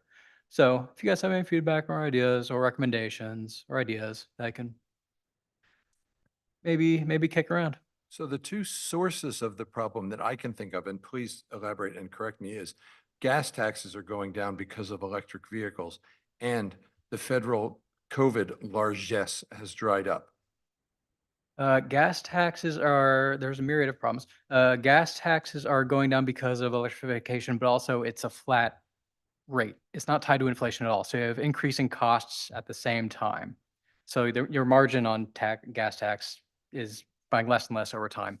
And part of that was in that email that Abigail sent us all earlier, has an explainer on their funding issues that they send out. And they have, for everybody at home, they have a myriad of videos online and explainers on their funding needs online on YouTube. Maybe they shouldn't be spending money making videos. And Google it. They're not spending that much money compared to their funding hole.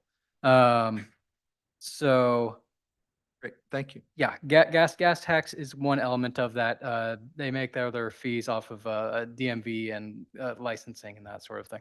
So right now they have a three-legged stool, and Andrew, that's all it is. you go into LOC and Bend? I don't have plans to do that as of today.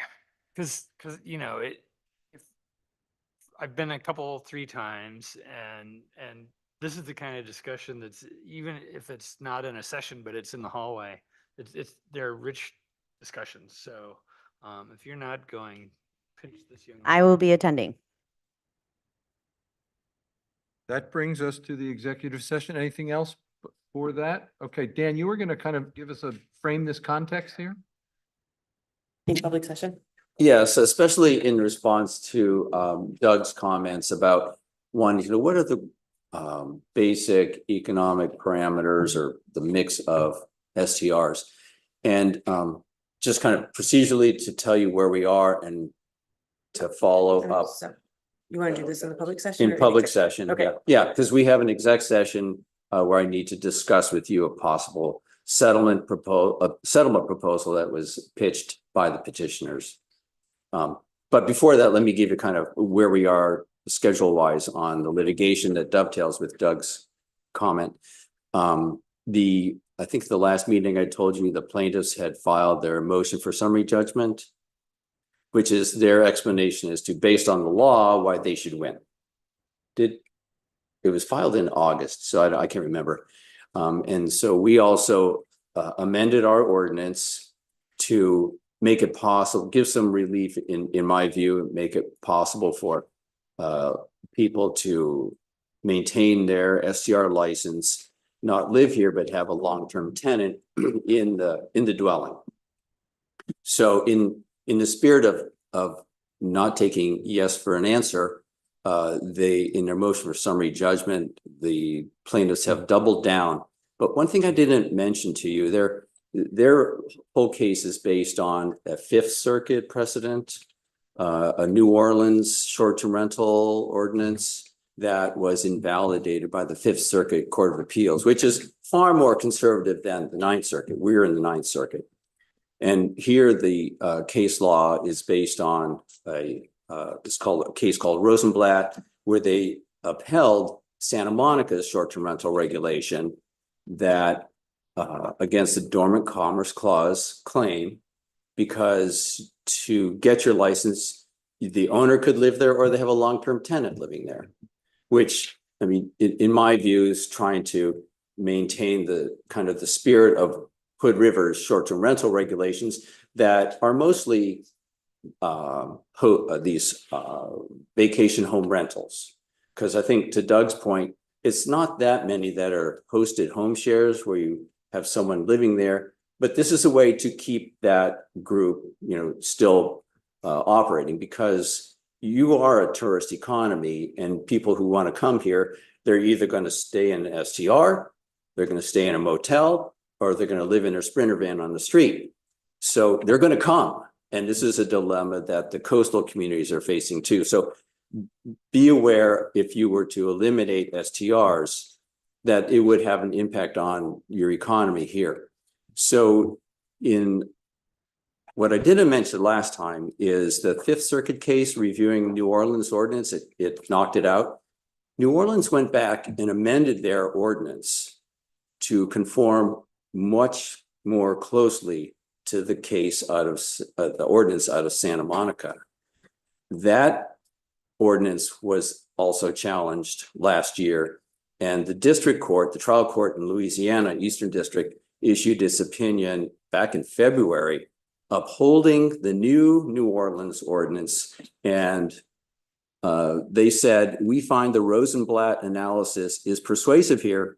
The city's STR operator residency requirement passes the requirements of the Dormant Commerce Clause. Like in Rosenblatt, they go on. So that tells me, and I'm telling you, if the plaintiffs, you know, won't take yes for an answer, the path is clear. The Santa Monica ordinance is lawful. It's not what your model is based on. It's not anything that you have told me you want to do, which would be to basically prohibit vacation home rentals, but it's clearly legal. And the plaintiffs don't mention this case in their motion for summary judgment. We're filing our cross motion for summary judgment later this week. I think we're going to mention that case. So that's the latest from the Fifth Circuit. And we will find out hopefully by the end of the year, whether your ordinance as you amended it withstands this constitutional challenge. And if it doesn't, I think you know what my advice will be. Thank you, Dan. We'll discuss more of this in executive session. So I'm going to read my script now. Elena, you can hang out in Abigail's office. We'll come get you after executive session. City Council will now meet in executive session pursuant to ORS 192.661H to consult with counsel considering the legal rights and duties of a public body with regard to current litigation or litigation likely to be filed. Representatives of the news media and designated staff are allowed to attend the executive session. All other members of the audience are asked to leave the room, and we will end the public broadcast. Representatives of the news media are specifically directed not to report on any of the deliberations during the executive session, except to state the general subject of the session that we explain now. No decision may be made nor final action taken in executive session. The executive session is anticipated to last 15 minutes. At the end of the executive session, the City Council meeting will be adjourned and no action will be taken. We will now discontinue the live feed and recording. Okay, also what I didn't want to say. Hold on a second.